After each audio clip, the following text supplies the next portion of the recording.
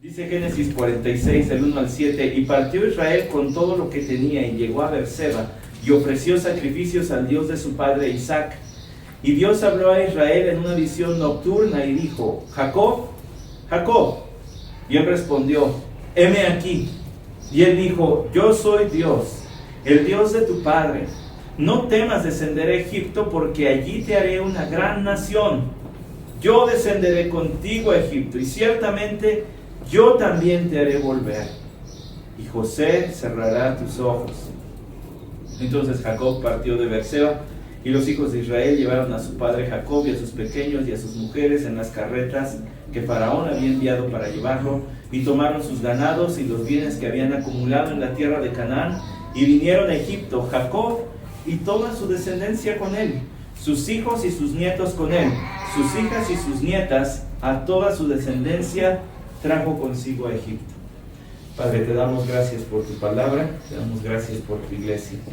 Bendice, Señor, esta palabra tuya, que cobre vida en nosotros, para que te honremos, Señor, te agrademos todos los días de nuestra vida. Amén. Tome su lugar, por favor. ¿Qué hacer cuando no sabes qué hacer? Todos nos hemos encontrado en esas situaciones donde, ¿y ahora qué hago? De esas que te quitan el sueño, de esas que estás confundido. Hay personas que piden consejo y consejo y consejo, una persona tras otra, van con múltiples consejeros, porque más bien quieren que alguien les diga lo que quieren oír, que alguien les justifique el rumbo que ellos de por sí ya habían tomado. Pero hay quien pide mucho consejo porque de verdad está confundido. Santiago Benavides, el cantante, tiene una canción que habla de esos momentos de confusión.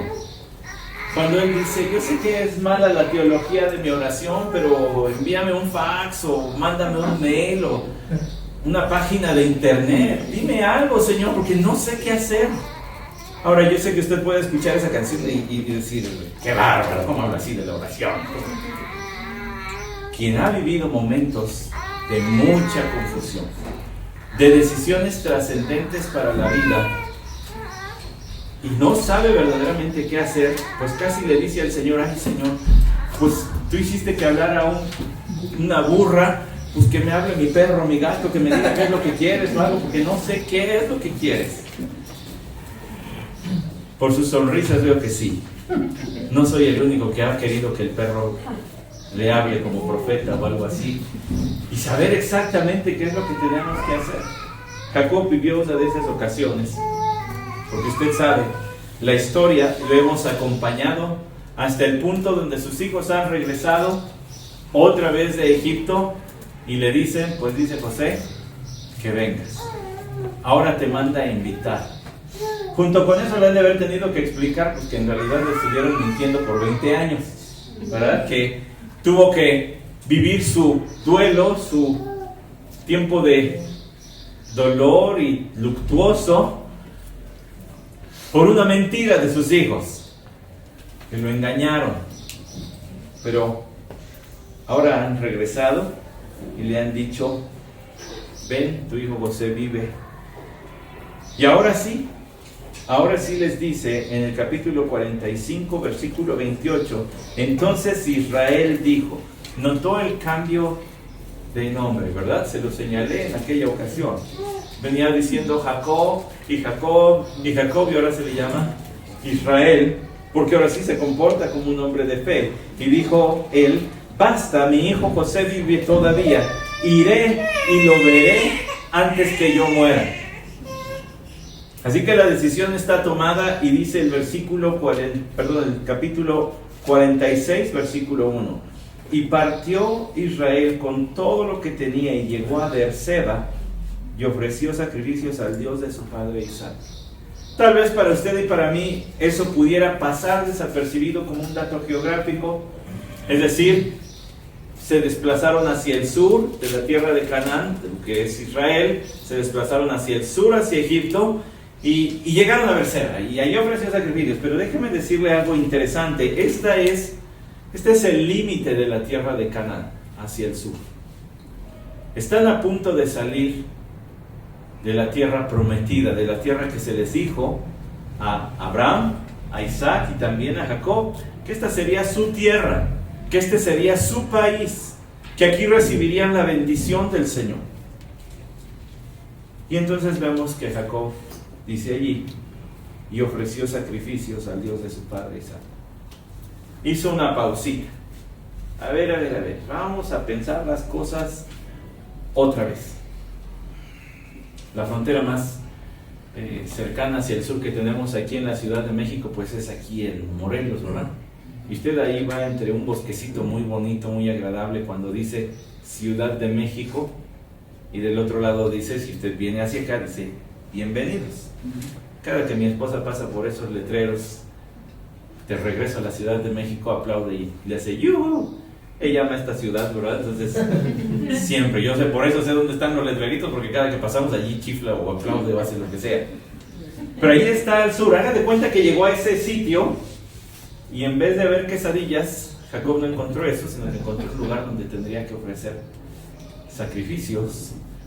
¿Por qué?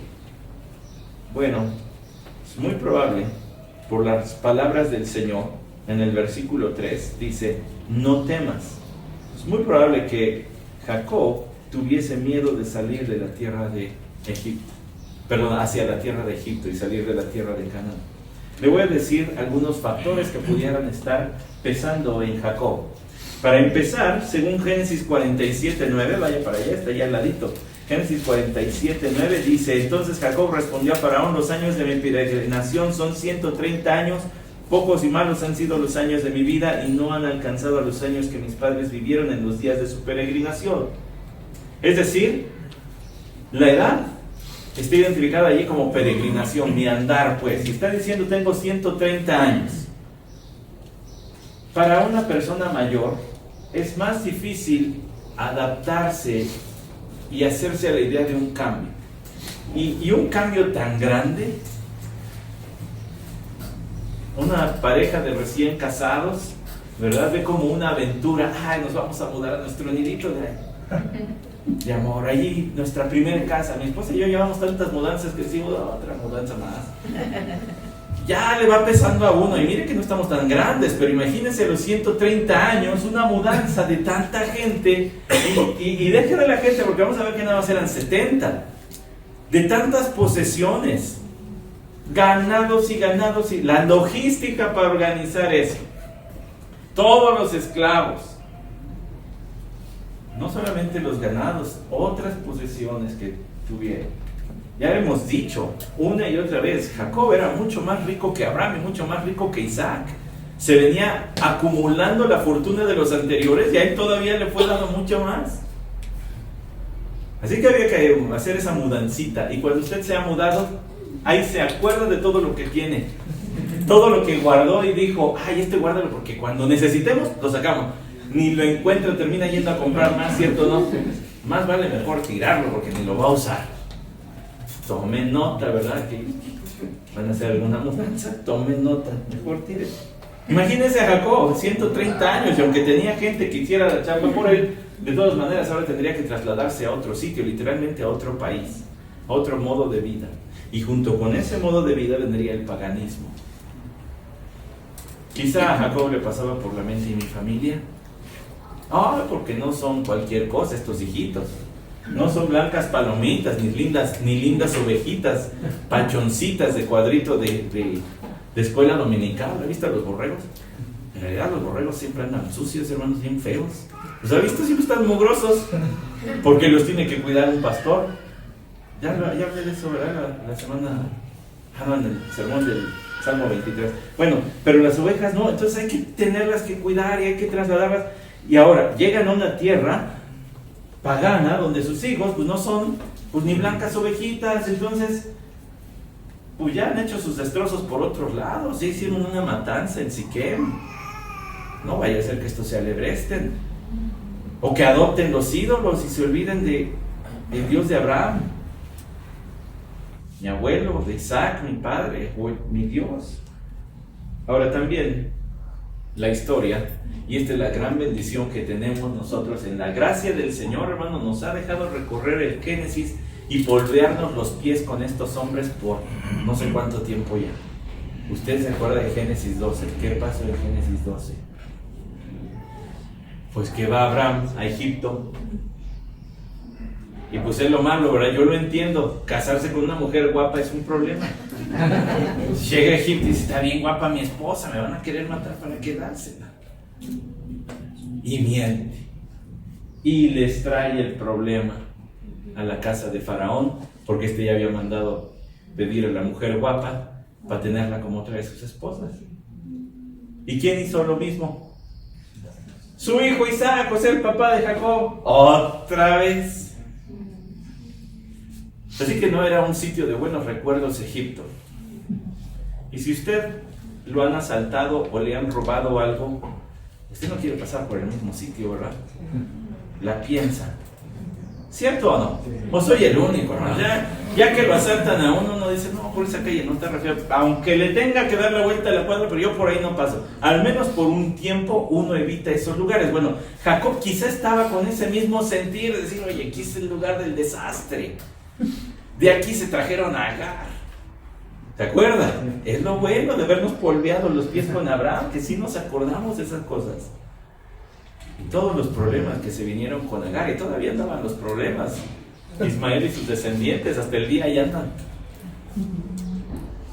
Así que esto ha de haber rondado la mente de Jacob. Y una cosita más.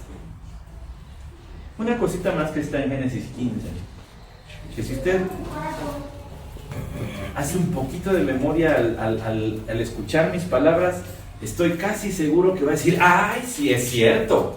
Sí es cierto, porque cuando el Señor prometió un hijo a Abraham, allí en Génesis 15, en el versículo 13 dice, y Dios dijo a Abraham, ten por cierto que tus descendientes serán extranjeros en una tierra que no es suya.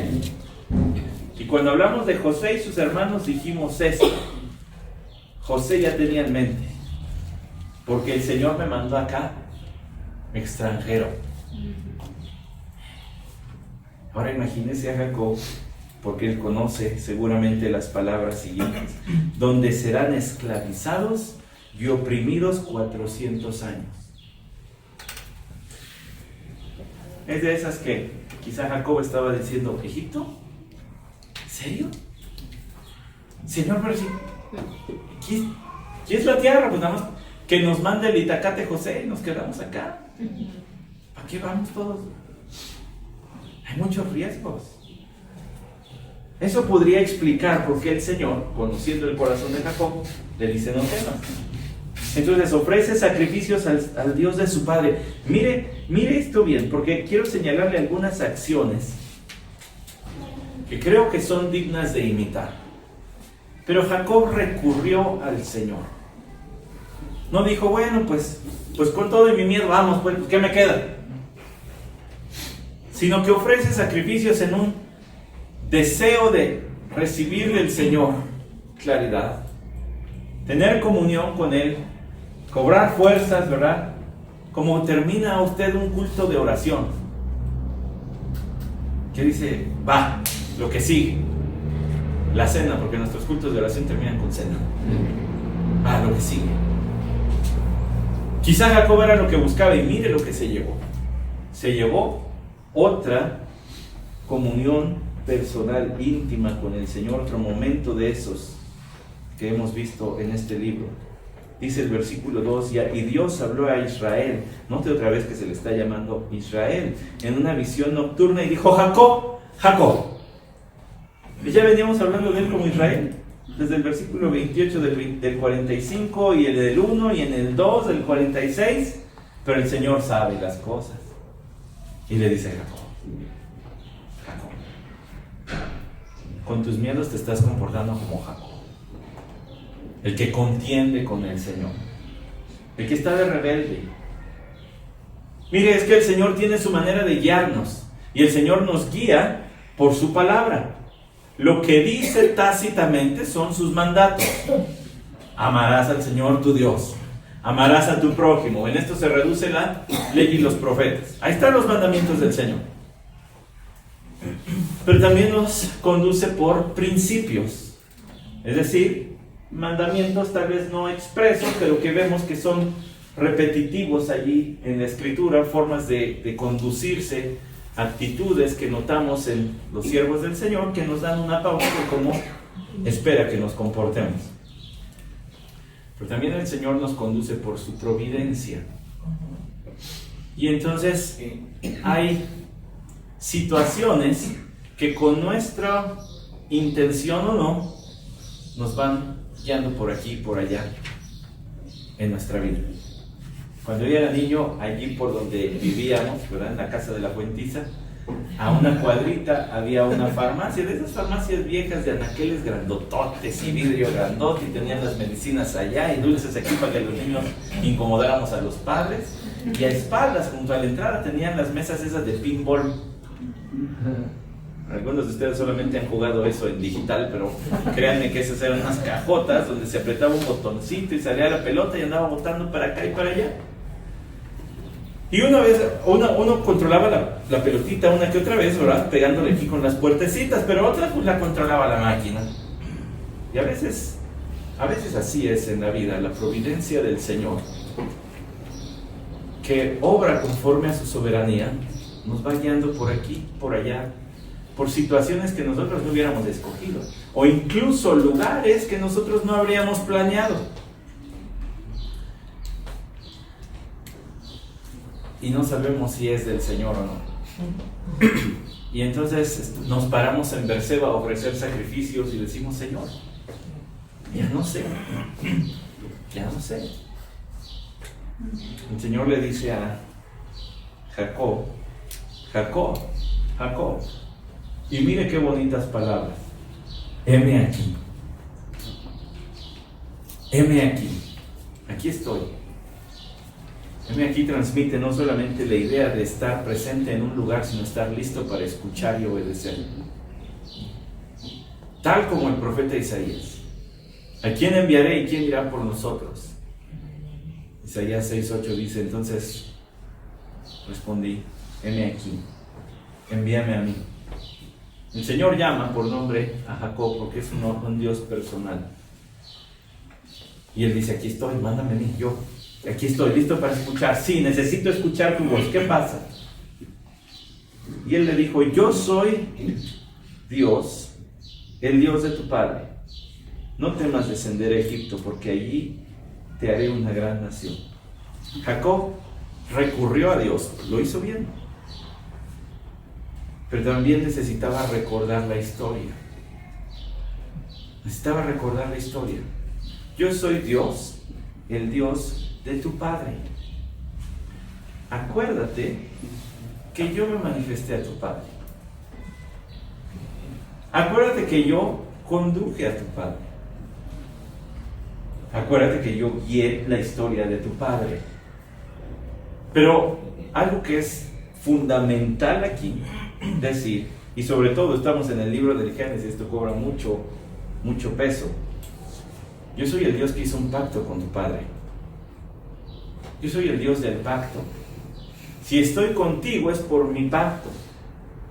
Recuerda que Jacob tenía otro hermanito, ¿verdad? Esaú, que era, dice la Escritura, dice el libro de los Hebreos, era un profano. Uno al que no le importaban las cosas divinas, era indiferente a las cosas de Dios, lo cual en la Biblia es una cosa muy seria, porque está cerrando todo tipo de oportunidad a que el Señor actúe. Entonces se le llama a Esaú profano y es algo grave. Pero Jacob no era una blanca palomita, no era monedita de oro para caerle bien a todos. Tenía lo suyo, y la única razón por la que Dios había persistido en su vida era por su amor, su gracia y su misericordia. Nada más, porque con Él hizo un pacto. Entonces Él está recordando que Él es la continuación de la línea. Él es otro puntito en la línea de la redención. El primerito allí, hablando en estos términos de patriarcas, pues fue Abraham, luego Isaac y ahora es Jacob. Jacob, tienes que recordar que yo tengo un pacto contigo. Acuérdate de la historia. ¿Qué hacer cuando no sabes qué hacer? ¿Qué hacer cuando no sabes qué hacer? Pues recurrir a Dios. Y luego recordar la historia. Y le desafío a decirme un momento en el que Dios se haya olvidado de usted.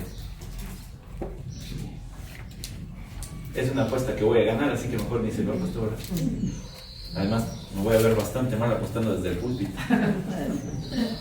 Pero nunca. Jacob, acuérdate. Recuerda, yo soy Dios. Con eso le bastaba. Pero soy el Dios de tu padre. Ahora acuérdate de lo que ya sucedió.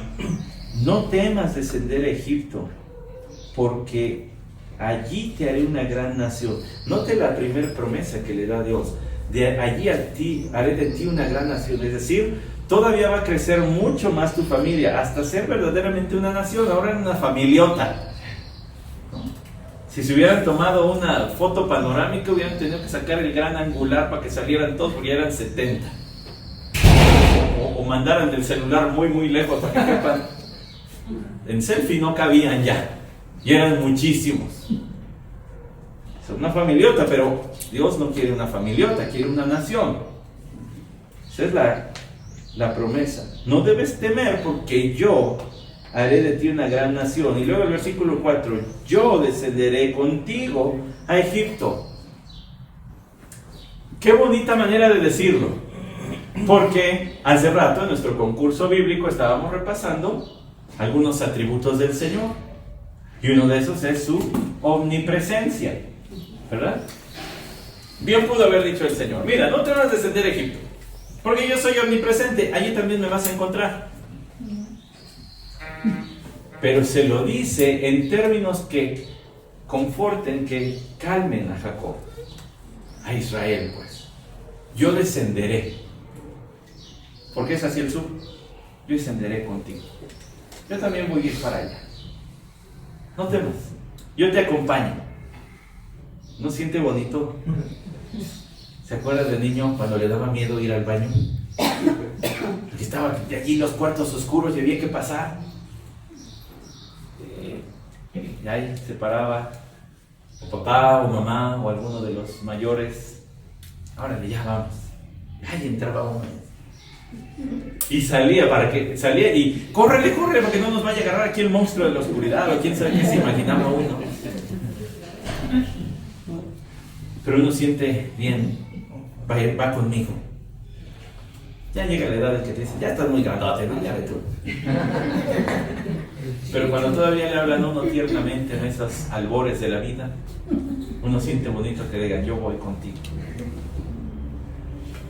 Pues así le dice el Señor a Jacob: yo voy. No es que el Señor no esté, es que le está hablando a su momento, a su necesidad. Yo voy contigo. Dice además: yo, tal vez el tercero. En el versículo 3 no hay un yo, pero está implícito en el allí te haré, está implícito. Y luego en el versículo 4, yo también te haré volver. Escuche, porque nos fuimos al capítulo 15, versículo 13, para ver que muy probablemente Jacob sabía que toda su familia iba a ir a Egipto, iba a crecer allí, pero iban a ser esclavos e iban a ser oprimidos, lastimados. Pero el Señor le está diciendo: sí, pero no va a ser para siempre. De ahí yo los voy a hacer volver. Y volver quiere decir, pues, regresar a donde estás, a la tierra de Canaán. De eso trata. Mire, aquí está el resumen del libro del Éxodo. Y está Josué. Yo les voy a hacer volver. Pues a espadazos y a lo que quieran, pero el Señor iba a pelear por ellos. Fíjense qué bonita frase. De tanto consuelo y de tanto... ¿se acuerda cómo se levantó Jacob después de haber estado con el Señor allá con su suegro Labán, y luego la noche anterior encontrarse con Saúl fortalecido? Ahora sí, échame un león para comérmelo a mordidas. Esto debe de revigorizar a Jacob. El Señor está diciendo: yo. Acuérdate de las promesas, Jacob. Recuerda las promesas. Yo voy a estar contigo. Y fíjese cómo el Señor es tan grande que no podemos describirlo con palabras. Hacemos el intento, sobre todo usando las palabras que Él nos dio, pero escapa de nuestra mente el conciliar tanto poder, tanta grandeza, tanta majestad, tanta gloria con alguien tan delicado que puede hacer esas fibritas que tienen las rosas cuando usted las toca. ¿Ha sentido esas pelitititos que lo hacen sentir aterciopelada a las plantitas, a las flores? ¿Ha sentido eso? ¿Ha sentido, por ejemplo, en esas flores los alcatraces? Son esas de tallo verde, ¿verdad? Y blanquitas con un centrito amarillo ahí. ¿Ha sentido lo delicadito del talquito ese en amarillo? Va a decir, usted ya mató un chorro de plantas, pastor, que se les anda agarrando así. Pues sí, pero pues hay que disfrutar la creación del Señor, ¿verdad? Entonces, queda hasta suavecita la piel después de tocar el talquito ese, el polvito, polen, lo que sea. Queda suavecito. Un Dios que puede hacer planetas junto a los cuales la Tierra parece nada, pero también puede hacer ese polvito. ¿Cómo es posible? Bueno, este Dios que está orquestando una hambruna en toda esa región, que está orquestando el movimiento de naciones, porque aquí va una nación a refugiarse dentro de otra nación para allí crecer hasta que estén listos para ser pueblo. Este Dios le dice a Jacob unas palabras, hermanos, que ahora como papá entiendo mejor. Y no es que antes no la entendiera, porque sí bien justo, ¿verdad? Recuerdo los años en que no podíamos tener hijos, mi esposa y yo, y escuchar frases de esas, ahora que soy papá, pues yo no lo entiendo, entonces, no, pues sí, la Biblia es clara para todos, pero ahora veo un poquito más lo que pudo haber sentido Jacob. Cuando el Señor le dijo, y José cerrará tus ojos.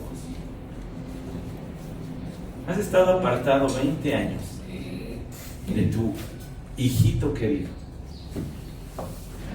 pero lo vas a volver a ver y ya no se van a despegar hasta que te mueras. Y era la ovación para el Señor. ¡Qué bárbaro! Prestar atención a una emoción de este hombre que por años ha tenido expuesto el nervio del dolor, y que Dios tenga la delicadeza para decirle, te voy a conceder esta dicha, esta alegría. Ya nunca nadie te va a separar de José, nunca. Un Dios tan grande y a la vez tan tierno para decir, sí, ahí está. Era tu deseo. Este es el mismo Dios que se separó de su hijo por alrededor de 33 años. Se separó en el sentido del ministerio terrenal del Señor Jesucristo, pero se separó por espacio de 3 horas. Bien separado. Por eso el Señor Jesucristo dijo, Dios mío, ¿por qué me has desamparado? Dios sabe de dolor, de separarse de los hijos. Y los padres que han dado a sus hijos ya en matrimonio, o sus hijas, queridos suegros, saben de ese dolor.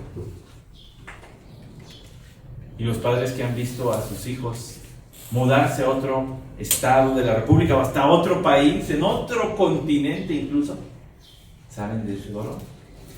No digamos aquellos que han tenido que enterrar los restos de un hijo, sea pequeño o sea adulto. Y Dios sabe también. ¿No le parece magnífico? Dios sabe de separación y entiende el dolor. Y es tan tierno nuestro Dios que no utiliza a Jacob para sus planes. Mira, Jacob, no estés de miedoso, vete a Egipto porque te lo mando. Podía haber hablado con toda su soberanía y su dignidad y su autoridad y despacharlo con sus emociones. Ya, vámonos. Pero el Señor no es así. Y qué bendición tenemos de que no es así. Él entiende. Él entiende. Así que Jacob hizo bien en recurrir al Señor. Hizo bien en recordarle por palabra del Señor la historia. Pero hizo bien también en recurrir a las promesas del Señor. Obviamente la respuesta es, respondió en fe.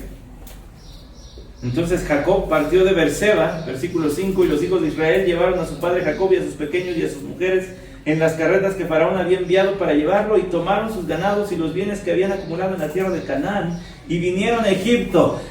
Ahora sí, llegan a Egipto, y según los hermanos estudiosos de historia y demás, dicen por allí de la 12ª, no delegación, sino la 12ª dinastía,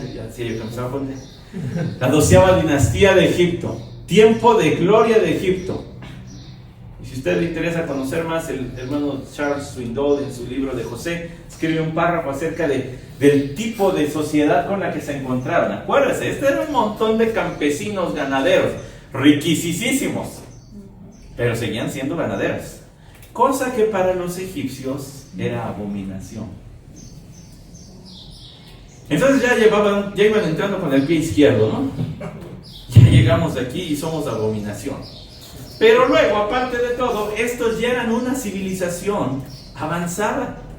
Ya tenían estructura social, ya tenían ciudades, ya había construcciones. Y un detallito curioso, para este tiempo la escritura de Egipto ya estaba en su tiempo clásico.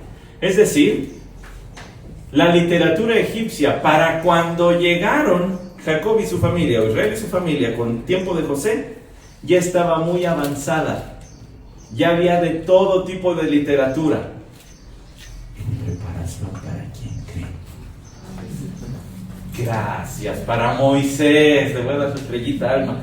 Para Moisés, porque luego Moisés llegaría a beber de toda esa riqueza literaria para ser el instrumento que plasmara esto. Primeros 5 libros de la Biblia. ¡Wow! ¡Qué tremenda la providencia del Señor! ¿Ves, Jacob? Por eso también tienes que irte para allá. Llegaron en tiempo de gloria de Egipto, además de, al parecer, mucha paz. ¿La necesaria para qué? Pues para que no les incomodara llegar estos. Pues ahí están, ¿verdad? Hay que crezcan. En ese tiempo llegaron a Egipto, dice además, versículo 6, tomaron sus ganados y los bienes que habían acumulado en la tierra de Canaán y vinieron a Egipto. Jacob y toda su descendencia con él, sus hijos y sus nietos con él, sus hijas y sus nietas, a toda su descendencia trajo consigo a Egipto, y se nos hace el recuento de todos ellos. Lo voy a leer, pero quiero que ponga atención porque voy a ir mencionando el nombre del patriarca y luego sus descendientes. Estos son los nombres de los hijos de Israel, Jacob y sus hijos que fueron a Egipto. Rubén, primogénito de Jacob. Los hijos de Rubén, Hanoc, Palú, Esrón y Carmi. Los hijos de Simeón, Jamuel, Jamín, Ohad, Jaquín, Zoar y Saúl, hijo de la cananea. Los hijos de Leví, Gersón, Coat y Merari. Los hijos de Judá, Onán, Sela, Fares y Sara, pero y Onán murieron en la tierra de Canaán. Y los hijos de Fares fueron Esrón y Amul. Los hijos de Isaacar, Tola, Fua, Job y Simrón. ¿No le llama la atención que incluso se nombra a los muertos? ¿Pero por qué? Porque es importante la descendencia, porque es parte de la promesa, Abraham. Te voy a hacer muchos. Entonces están aquí recordados. Sigo, ahora un detallito nomás. Los hijos de Zabulón, Serer, Elón y Jalel. Estos son los hijos de Lea, los que le dio a luz a Jacob en Param, Aram, y además su hija Dina. Todos sus hijos y sus hijas eran 33. Los hijos de Gad, Sipión, Agi, Suni, Esbón, Eri, Arodi y Areli. Los hijos de Aser, Imna, Isua, Isui, Bería y Sera, hermana de ellos, y los hijos de Bería, Eber y Malquiel. Los hijos de Silpa, estos son los hijos de Silpa, que Labán dio a su hija Lea, y que le dio a luz a Jacob estas 16 personas, los hijos de Raquel, mujer de Jacob, José y Benjamín. Y a José en la tierra de Egipto le nacieron Manasés y Efraín, los cuales le dio a luz a Senat, hija de Potifera, sacerdote de On. Ahora espere, porque allí ya se menciona Manasés y Efraín. Cuando hablemos de las tribus, van a salir estos a relucir. Estos dos. Ya verá por qué.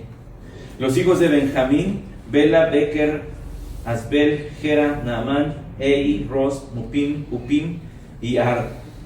Han de haber sido gemelos, ¿no? Mupim y Upim, ¿no? Para confundir más a todos, se parecen un chorro.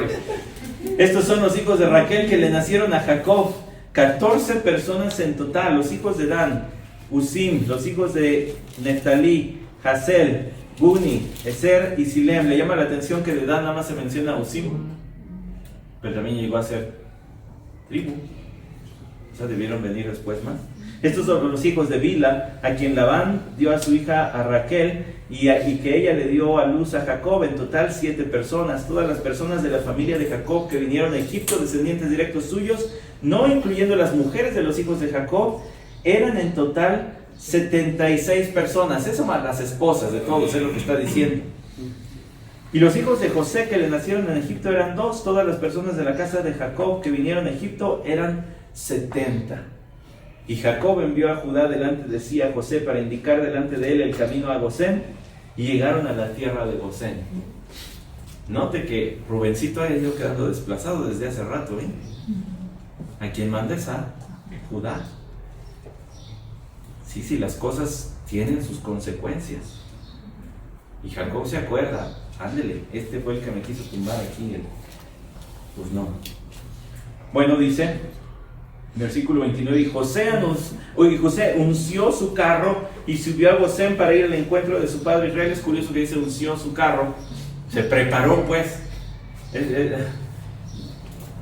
No es que lavó el coche, pero se preparó pues. Y apenas lo vio, se echó sobre su cuello y lloró largamente sobre su cuello. Mis hermanos, hay muy pocas palabras para describir eso. ¿Qué puedes decir? Imagínese un ancianito de 130 años que ha sido separado de su hijo por más de 20, por ahí de 22, 23 años ya. Más de la mitad de la vida de su hijo le ha sido robada. Y ahora se reúnen por fin. Y se abrazan. Y llora. Cuando dice que lloró largamente, es que fue un ratote que estuvo llorando. El Señor todavía le concedió esa bendición de volver a ver a su hijo. Las palabras allí nos recuerdan Lucas capítulo 15, ¿no cree? La parábola del hijo pródigo. Y cuando lo vio de lejos, dice, su padre se echó a correr y se lanzó sobre su cuello y lloró. Tal vez el Señor tenía en mente este encuentro cuando contó esa parábola. ¿Quién sabe? Tal vez sí.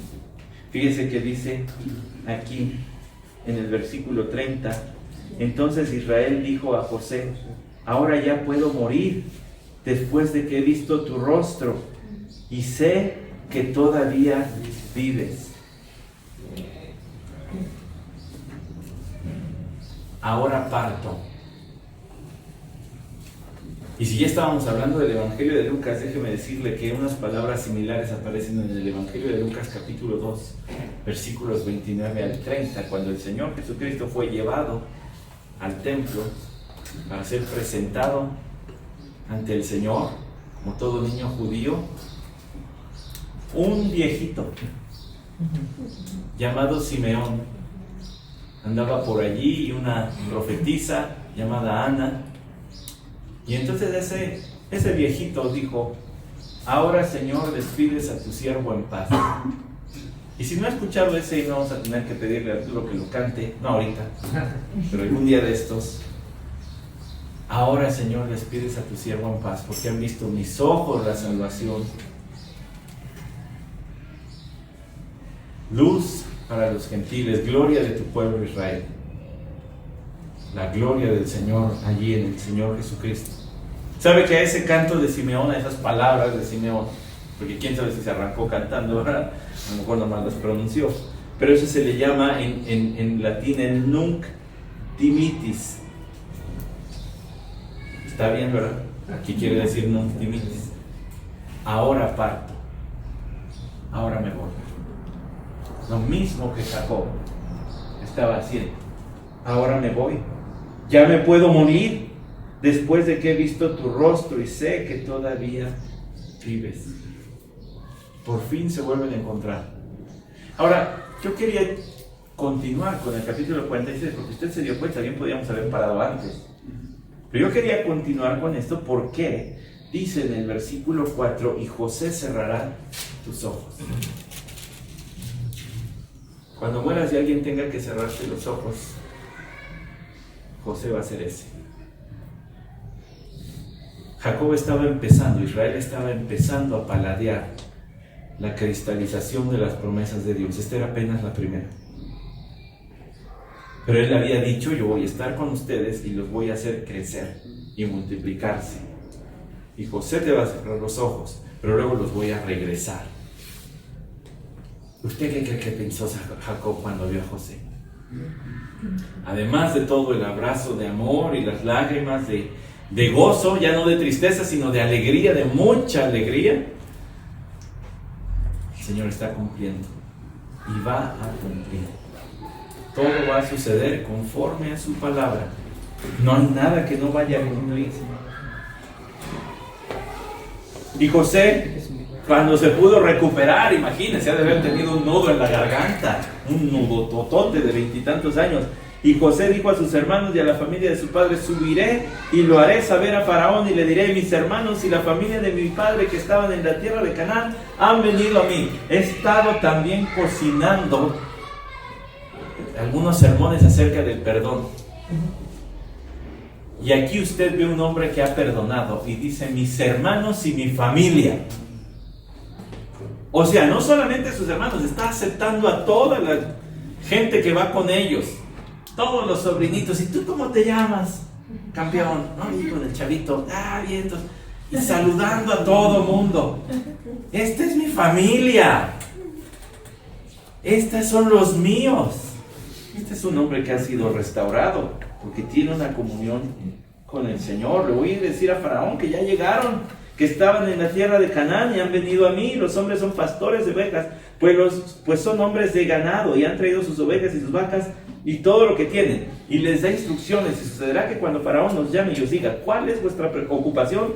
Vosotros responderéis: tus siervos han sido hombres de ganado desde su juventud hasta ahora, tanto nosotros como nuestros padres, a fin de que habitéis en la tierra de Gosén, porque para los egipcios todo pastor de ovejas es una abominación.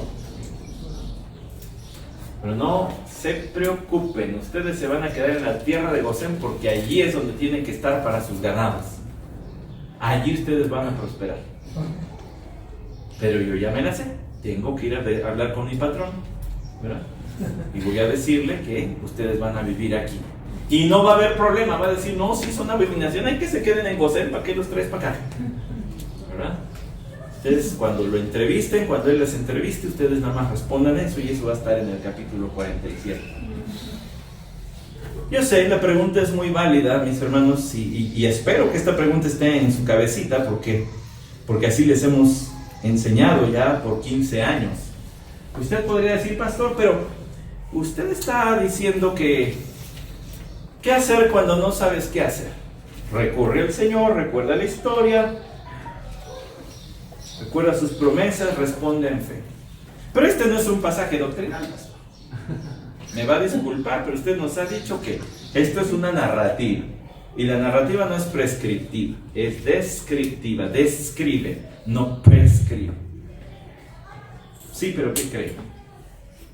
Que ese mismo proceder lo vemos en otros sitios de la Biblia. De hecho, no es tanto lo que hace Jacob como lo que hace Dios. ¿Se fijó? Jacob hizo lo único que sabía y podía hacer: orar. Todo lo demás lo hizo Dios. Él le recordó la historia, él le recordó sus promesas y él lo guió a responder en fe. Lo puso donde no le quedaba de otra. Y están hasta las carretas, pues no es Egipto, ni modo que no vaya. Ya está el boleto comprado. Ni modo que no me suba al avión. Recuerdo muy bien cuando iba a ir a estudiar a Denver en The Experience. Y a mi hermano Ezequiel le quedaba, sabía yo que le quedaban 4 meses de soltería. Y que cuando yo me fuera y regresara, solamente le iba a quedar 1 mes de soltería. Y sí la pensé. En el aeropuerto, con boleto comprado, con gente esperándome en Denver. En la puertita ahí, ¿verdad? Antes no había tanta seguridad, entraba uno muy fácil a los aviones. Allí en la puertita, despidiéndome de mi familia, dije yo, ¿voy o no voy? ¿Voy o me quedo? Porque ya cuando regrese me va a quedar muy poquito tiempo para seguir viviendo como familia como hemos vivido hasta ahora. Pues en la gracia del Señor moví los pies hacia el avión, me senté, me amarré para no poderme arrepentir y vámonos.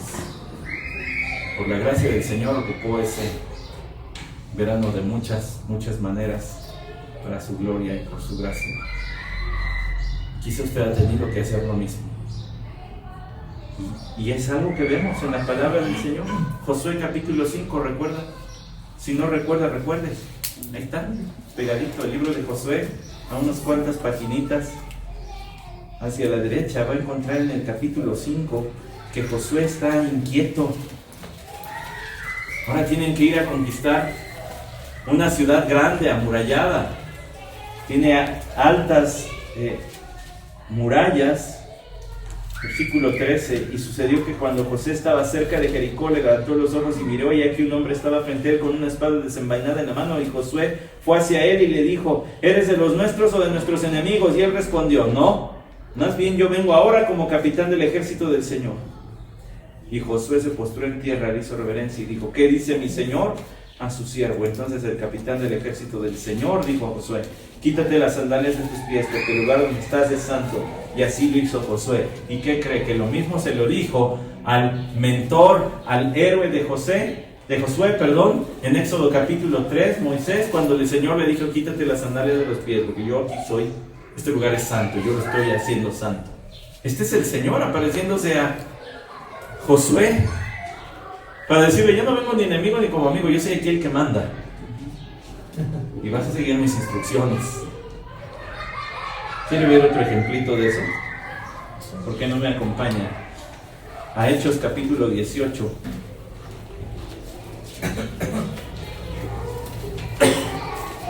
Porque yo sé que, y es muy válida la pregunta, pero si no es texto doctrinal, ¿por qué nos dice que? Bueno, porque aquí está otra vez Pablo en Corinto. Después de esto Pablo salió de Atenas y fue a Corinto y se encontró un judío que se llamaba Aquila, natural de pronto, quien acababa de llegar de Italia con Priscila su mujer, pues Claudio había ordenado a todos los judíos que salían de Roma. Fue a ellos y como era del mismo oficio se quedó con ellos trabajando juntos, pues el oficio de ellos era hacer tiendas, y discutía en la sinagoga todos los días de reposo y trataba de persuadir a judíos y a griegos. Cuando Silas y Timoteo descendieron de Macedonia, Pablo se dedicaba por completo a la predicación de la palabra, testificando solamente a los judíos que Jesús era el Cristo, solemnemente. Pero cuando ellos se le opusieron y blasfemaron, él sacudió sus ropas y les dijo, vuestra sangre sea sobre vuestras cabezas, yo soy limpio. Desde ahora me iré a los gentiles. Y partiendo de allí se fue a la casa de un hombre llamado Ticio, justo, que adoraba a Dios, cuya casa estaba junto a la sinagoga. Y Crispo, el oficial de la sinagoga, creyó en el Señor con toda su casa, y muchos de los corintios al oír creían y eran bautizados. Y por medio de una visión durante la noche el Señor dijo a Pablo, no temas, sigue hablando y no calles, porque yo estoy contigo y nadie te atacará para hacerte daño, porque yo tengo mucho pueblo en esta ciudad. Y se quedó allí 1 año y 6 meses enseñando la palabra de Dios entre ellos. Las cosas estaban tan difíciles, lo que yo leí como en 30 segundos, estaban tan dura la oposición de los judíos que el Señor le tuvo que aparecer a Pablo en la noche para decirle, no te vayas. A Pablo, que no se intimidaba tan fácil, que no le daba miedo salir y predicar en la esquina. Aquí sí se andaba acobardando, de tal manera que el Señor le tuvo que aparecer para decirle, aquí estoy. Como a Jacob, como a Josué, como a Moisés. Porque ya hay un patrón repetitivo. Ahora, creo que el siguiente ejemplo le va a sorprender. Y en cuanto le diga yo la cita, va a saber de quién estoy hablando. En Mateo capítulo 26, usted encuentra a Jesús, nuestro Señor, el Hijo de Dios, orando con unos amigos. Su célula de oración para esa noche. Sí, yo también hice esa cara cuando dije, uy, esos son los de la célula de oración. Imagínense una velada de oración con estos puros ronquidos toda la noche y uno orando solo. Señor dijo, capítulo 26, versículo 39, y adelantándose un poco cayó sobre su rostro, orando y diciendo, Padre mío, si es posible que pase de mí esta copa, pero no sea como yo quiero, sino como tú quieras. Así volvió a orar otra vez.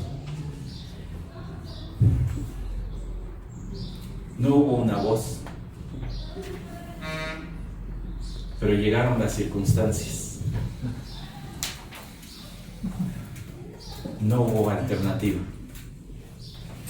Este era el momento, este era el destino, esto era lo que tenía que suceder. El miedo del Señor no era al sufrimiento físico, aunque en su carne de verdad sufrió. No es que haya utilizado su poder divino para mitigar el dolor, verdaderamente sufrió. El miedo, el dolor, la tristeza no era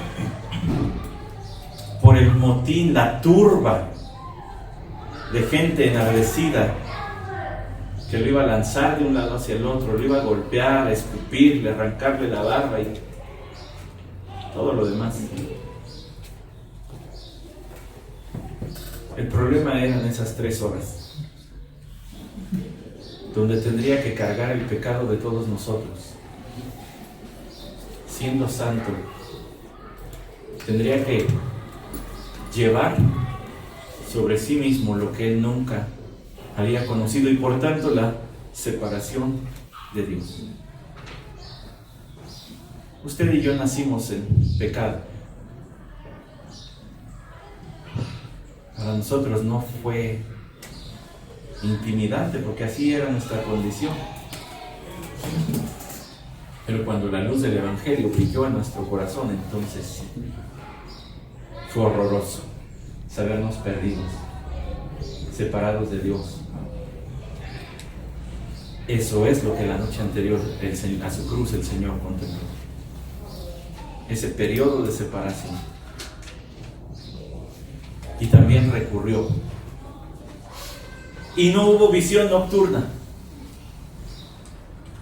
Solamente dar el siguiente paso.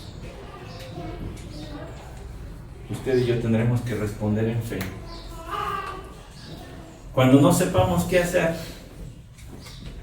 tendremos que recurrir al Señor, recordar la historia, recordar sus promesas y responder en fe.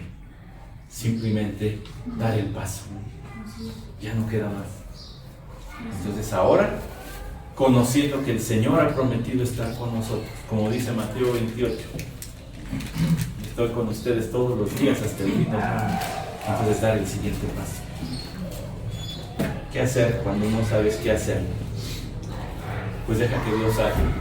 Estar quietos y conocer que yo soy Dios.